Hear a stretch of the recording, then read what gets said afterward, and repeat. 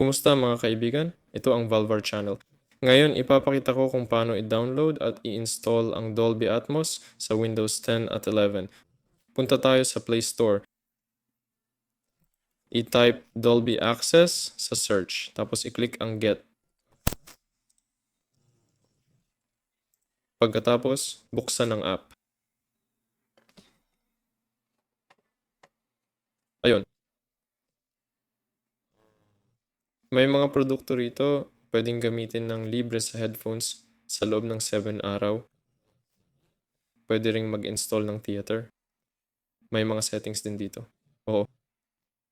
Pagka-setup, gamitin ang tamang device controls at piliin ang Dolby Atmos sa sound settings.